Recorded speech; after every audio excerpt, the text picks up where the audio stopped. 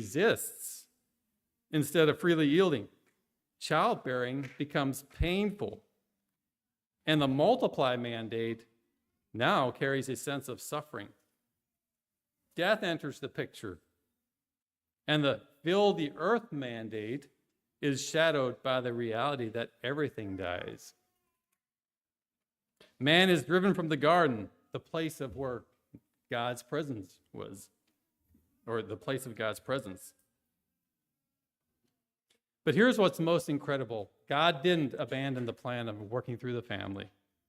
God doesn't abandon the design of family as his primary vehicle to fulfill the Great Commission.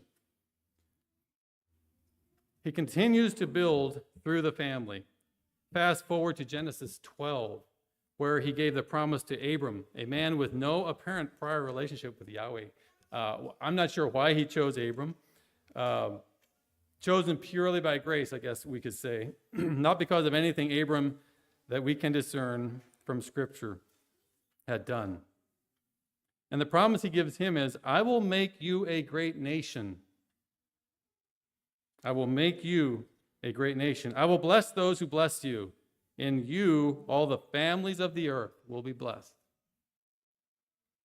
Then moving forward to Genesis 18:19, here God and his angels are leaving Abraham's tent, heading towards Sodom. And God paused. He said, should I conceal from Abraham what I'm about to do? And then he says this, for I have known him so that he may command his children and his household after him, that they may keep the way of Yahweh, to do righteousness and justice, so that Yahweh may bring upon Abraham what he has spoken about him.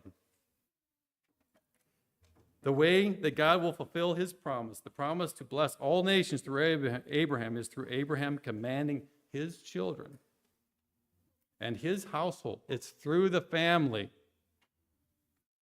to keep the way of the Lord. The covenants run through the household leadership by God's grace. This is how God chose to advance his kingdom through the family. The line continues. The covenant is sealed through circumcision because the promise is about multiplication, family, legacy. Isaac, Jacob, 12 sons, 12 tribes. God is building a family, not an institution. He's building a family. I'm the God of Abraham, Isaac, and Jacob. And he's doing this through men that are not perfect, through families, human beings that are not perfect. God is building his kingdom. I'm the God of Abraham, Isaac, and Jacob. Then David comes into the picture. Born of the family, line of Abraham, is anointed as king of a kingdom framed as a household dynasty, a throne that will endure forever and ever. But every one of these men through this line were not perfect. Abraham lied. Isaac was passive. Jacob deceived. David committed murder and adultery.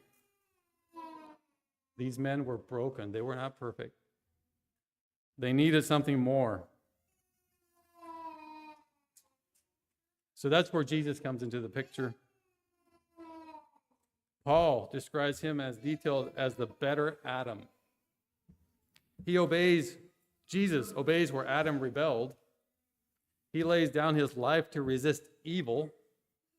Adam, he didn't do anything to resist the evil. He lays down his life to resist evil where Adam didn't lift a finger. And Jesus continues to build his family, the spiritual family. The spiritual family is a group of people that we call them saints, who are born-again Christians. That is the spiritual family. Jesus in Matthew said, "Go and make disciples of all nations." Genesis, fill the earth with people. Genesis says the presence of God with his people like it was once before the fall. He promised Abraham that he will be with him, just like he was with Adam before the fall. And in Matthew it says, "Behold, I am with you always, even unto the end of the age." God promises to be with us through this time. We see here Paul helps